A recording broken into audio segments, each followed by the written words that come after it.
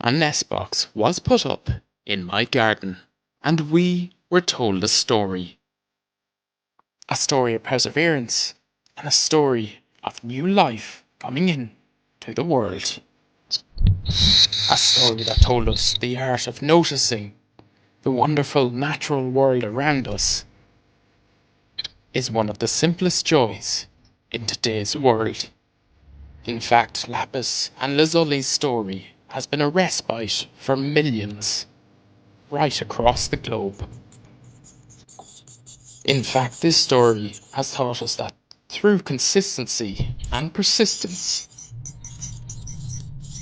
that one can create amazing things. And even if things don't fully go to plan, a whole lot of good can come out of just simply trying.